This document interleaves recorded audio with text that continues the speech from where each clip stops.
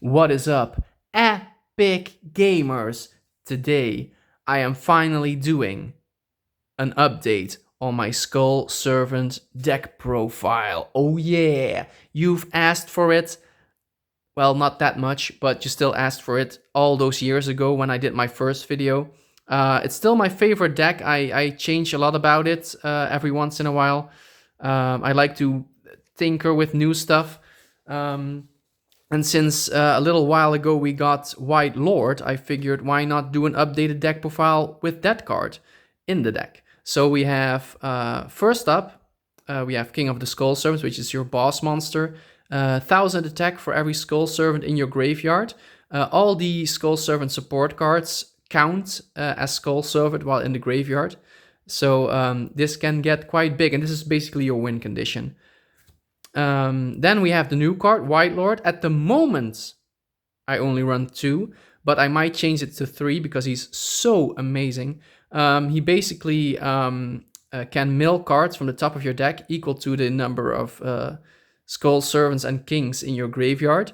So you can send him from your hand or field to the graveyard to do that. And then in your graveyard, he actually acts as a Mizuki for your King of the Skull Servant, reviving him. So you might even want to cut out Mizuki and replace it with the playset of Wightlord. At the moment, I run 2, but I highly recommend trying out 3 because he's such a good card. Then we have the other card that came before Wightlord as one of the new Skull Servant cards. Beautiful super rare. We have White Baking. White Baking protects your level 3 or lower zombie type monsters from destruction by discarding him from your hand. And when he is sent to the graveyard, so either by his own effect or by using him as a Link Monsters material or whatever, even as an Xyz material, if you send him to the graveyard, you can search your cards. You can search from your deck 2 Skull Servant cards or cards that mention Skull Servant, which is basically the entire deck, and then send one of those searched cards from your hand to the graveyard. So one of the cards you definitely want to search with White Baking to activate its effect is White Prince. So White Prince is the basically the best card in the deck because White Baking also searches, but he's once per turn. White Prince is not once per turn. So if you can activate 3 White Princes in a turn, you can. White Prince is basically the discard target for White Baking or whatever else you want to send him to the graveyard with. And when he's sent to the graveyard, you can send 1 Skull Servant, so the OG vanilla, and then Lady in White from your deck to the graveyard. And then you can banish White Prince and 2 other Skull Servants from your graveyard and special summon a King from the deck. The first effect is great. The second effect is great too, but not too early on in the game, because if these are the only 3, if Lady and OG Skull Servant are the only ones in your graveyard, you'll summon a King with 0 attack, which isn't really what you want. So we have 3 White Prince, and then we have a playset of each of the targets for White Prince. So Prince sends a Lady and a Skull Servant from deck to grave, so we run 3 of both, so that we don't run out of targets. Then at the moment I have 1 White Princess. Great card, but doesn't really help too much in the current game. So I might cut her from the deck and add a 3rd Wightlord. But she is basically, if you summon her, she sends a White Prince from deck to grave. And you can discard her from your hand or tribute her from the field to make every monster on the field lose 300 attack times its level. So King of the Skull Servant is only a level 1, so he'll only lose 300 attack. But if your opponent has a lot of level 7s, 6s, 8s, and higher, they can lose up to like 3000 attack, which is great. So it's kind of a battle trick, and that's not why it's not that great. But I still run 1, but I might cut her for another Wightlord, because Wightlord is amazing. White Mare. He could also be cut maybe to 1 copy per deck. I run 2 now, mostly because it's like my favorite artwork in the entire archetype. But White Mare is more of a recurring card, so you can discard, or a recurrence card, I should say. You can discard him and then target one of your banished Skull Servants or White Mare and return it to the graveyard. Or you can select one of your banished Lady in White or King of the Skull Servants and special summon it. So what I like to do a lot of the time is to use White Princess effect to banish it and a Skull Servant and a Lady in White to summon a king from the deck to the field, and then discard White Mare and summon the banished Lady in White, so that King of the Skull Servant has can be destroyed by battle and has protection from being destroyed by like spell cards and trap cards, which is what Lady in White does. She's like a spell, trap, and battle protection. I'll show you. So level 3 or lower zombies, except herself, cannot be destroyed by battle and are unaffected by the effects of spell and trap cards. So if you play against like an inexperienced player, no hate because I suck at the game too, but they'll try to Raigeki your board with the 8,000 attacks king, but you also have Lady out, so the king doesn't get destroyed. So I run 2 of those. Then at the moment I only run 1 Mizuki.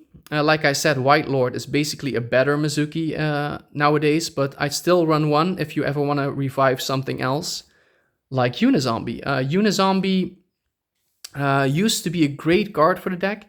I still run it at 2, but lately I've been really debating on keeping it in. Maybe as a one-off, I don't know. The effect is great, but it's also a great target for your opponent to Ash or whatever, you know? So you can, it basically sends zombies from hand and from deck to grave, so you can send your White Bakings or your Princes to the graveyard with this. But like I said, it's a huge target for Ash, which I run 3 of. Basically the standard hand trap. In Master Duel, I also run 3 Maxi, but of course in the TCGs that's banned. But this is kind of standard.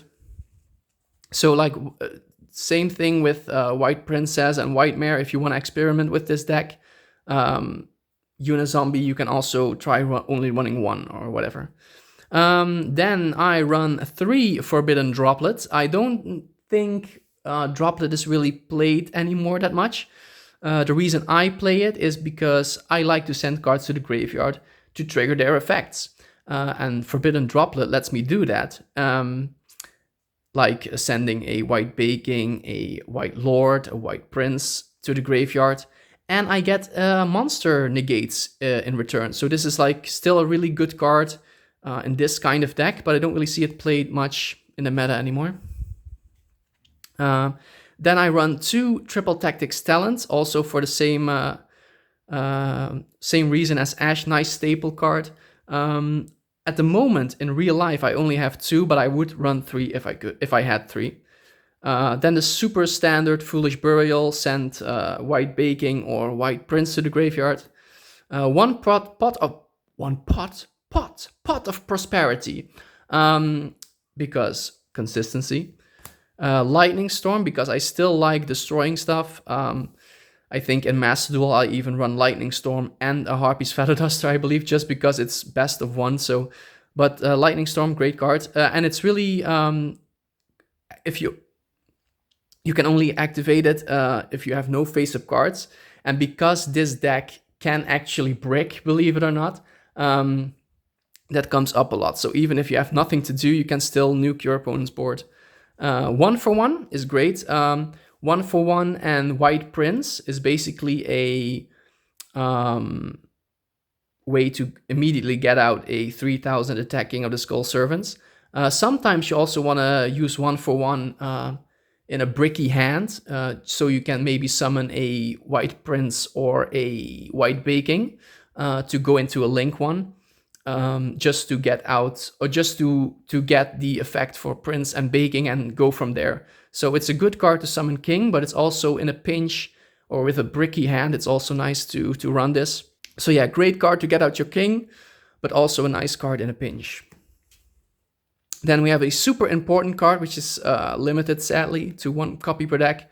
But of course, as you might have noticed with the other cards I showed you, the Skull Servant cards are a huge target for Ash and other hand traps, and at least we have this to try and stop it. I also kind of want to run a Nobleman of Crossout, or no, Crossout Designator, sorry, I'm way too much into the old stuff.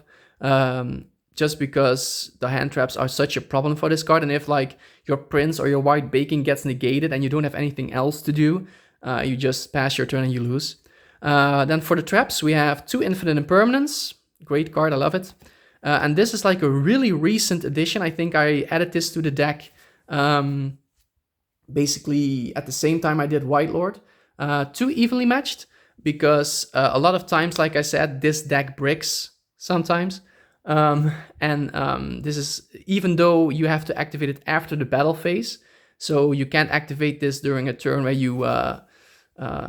it's not as if you can activate this and then go off with your King of the Skull Servants, but still it can save you sometimes. Don't know if it's that good, but I like running 2 of that just in case. You know, if you're doing a low tier duel with like another deck that's can kind of keep up with yours, you know, it's good to run a evenly matched and maybe get another turn out of it. And remember, this is like a very low tier deck. This is a deck I run for fun because it's my favorite deck in the game.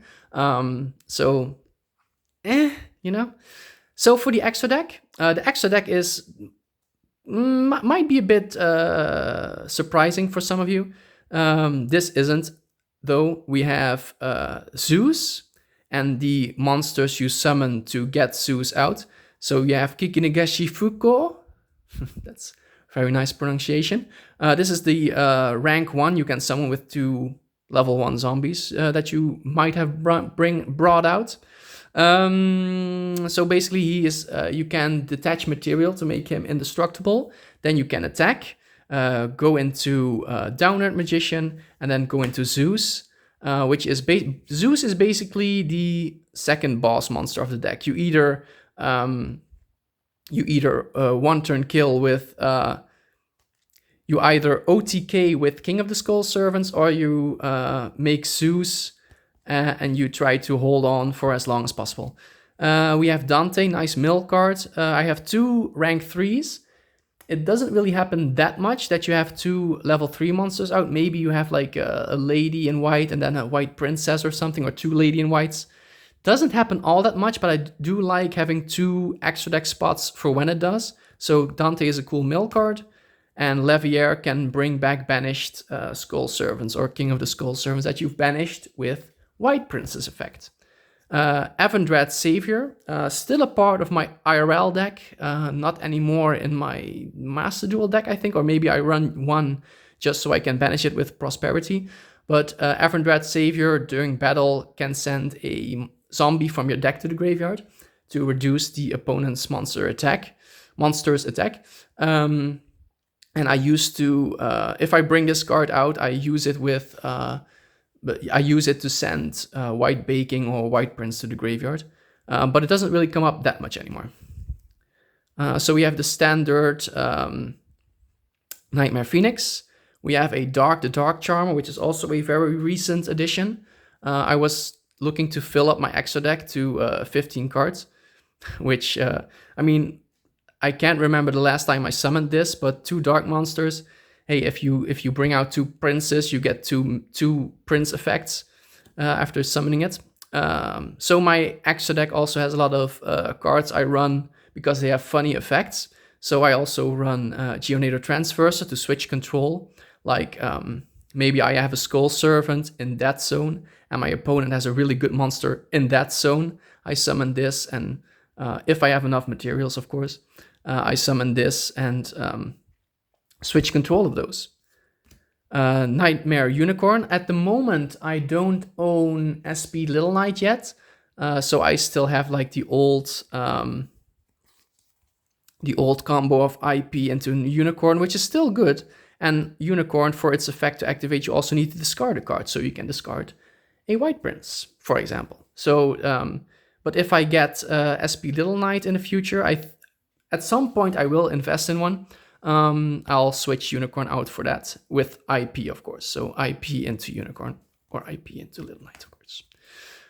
We have Underworld Goddess of the Closed World, also really nice card. Barely bring it out, but in longer games against decks that are in the same tier as Skull Servant, this sometimes comes up if you can hold out long enough. And you can use your opponent's monsters for this, so really cool. Pit Night Early is also a card I really like. Um, Also an extra deck filler, I guess. But the effect negation that this can negate monsters' effects on the opponent's side of the field. Nice. So if a monster that this points to activates its effect, you can target one monster your opponent controls and until the end of the turn changes its attack to 0 and also negates its effects. So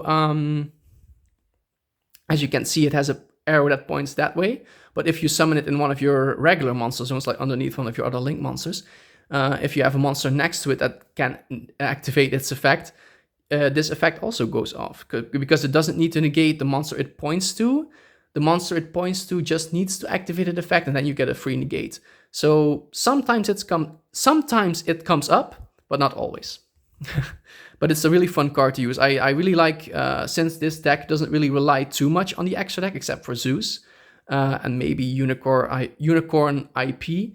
I just like to use some fun cards in it, like IP Masquerena and Geometer Transverser. Relinquished Anima. So after Link Karibo got banned, I used this. This is basically the Link 1 monster that uses level 1s. So if you brick and you open like a White Baking or a White Prince and nothing else to really get your plays going, just summon the White Baking or the White Prince and make Relinquished Anima. And then off those effects triggers, and then with those effects that trigger, you can continue your turn and try to get out some good stuff. And then last up, we have Access Code Talker, pretty standard card. Again, in the duels that go on longer than 3 turns, you can pretty easily get to Access Code Talker. The deck, especially now with Wightlord, the deck can spam a lot of monsters, and especially with White Princess effect not being once per turn, you can sometimes get out a lot of stuff. Like I said, the preferred win condition is White King of the Skull Servants, and then just beat your opponent with like a 9,000 attack beater. But sometimes that doesn't always work. So besides that, the deck is also really good at bringing out monsters and swarming the field. Not as good as other decks, but still pretty decent, especially with White Prince and now, of course, White Lord, which can revive from the graveyard, and White Mare, of course. So if you if you're in a pinch and you can't don't. So if you're in a pinch and you can't seem to get out that huge King of the Skull Servants to finish the game, you can just toolbox around and bring out good link monsters like IP into Unicorn, Access Code Talker, Goddess of the Closed World. So yeah, that's my Skull Servant deck at the moment, because mostly I play casual and on Master Duel. I don't have a side deck. I don't think the side deck will look really that much different from a standard side deck. Like some cards that I have in a concept side deck are like Nibiru, which comes up sometimes.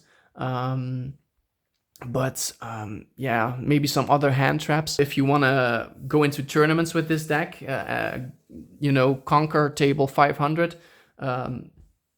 I mean, the standard side deck will probably work for you. Good luck if you want to try and build this deck yourself. It's really fun. It's better than you might suspect, but I don't want to clickbait you guys. It's not a deck that beats Snake Eye or Fiendsmith or Yubel, but it's like a really fun deck. And if you have like a friend or multiple friends that also run decks that are in kind of the same tier as this, it's really fun. And nothing feels better than beating a deck that is way better with a 10,000 attack Skull Servant and make it a 1-turn kill. So thanks for watching. Let me know what you think of the deck. I play this deck so much, so maybe there's things that I just glossed over that are way better inclusions than what I play. But I really like playing this deck. Pretty straight to the point. yeah, and I'll see you in the next video. Please leave a like, subscribe, leave some nice comments, and or bad comments. You know, the algorithm loves them anyway. And I'll see you in the next video. Happy Halloween.